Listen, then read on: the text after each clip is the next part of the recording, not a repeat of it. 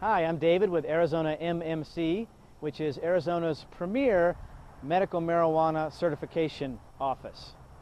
Today I'm out at Papago Park, which is a gorgeous area in the center of Phoenix, which has hiking and mountain biking. There's Papago Park Golf Course. This is the amphitheater. It seats 3,500, and it used to be used a lot for concerts, community events, Easter, sunset services, but over the last 50 years, it hasn't been used. Why? McDowell Road. They built McDowell Road. It's a very heavy thoroughfare from Scottsdale over to Phoenix. Tempe's this way, by the way, and there's no parking anymore, and it's also not as amenable to these types of events with that kind of traffic.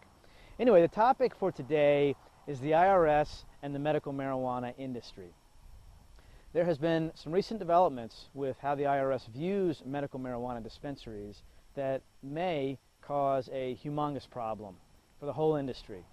How big is this industry?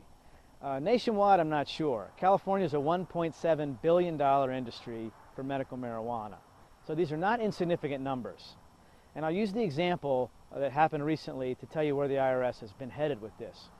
1982, there was an IRS code passed called 280E. And what it did was it said that even if you're running an illegal drug trafficking business, you still have to pay taxes on that. And you can't deduct your normal cost of doing business. So state dispensaries, by and large, do pay taxes to the federal government. Specifically, Harborside Health Clinic, which is outside San Francisco, is one of the largest and oldest in the country. They file their taxes and pay them just like any other small business or large business. But the IRS came back and hit them with a $2.5 million tax bill. And the question is, well, did they do something wrong on their financials or whatnot? No, what they did was they classified themselves just like any other business, meaning you have your gross revenues and you subtract out your cost of goods sold, which is the cost of the marijuana, and that gives you your gross profit. Then all the other expenses come out. How much wages you pay, your lease, your contracts for your anything that is legitimate business expense. What the IRS code from 1982 says is you can't deduct any of that. So what Harborside did was they did just like any other business, and the IRS is coming back and saying, sorry, you owe us $2.5 million. Now, Harborside's a nonprofit. If that doesn't get changed, they'll go out of business.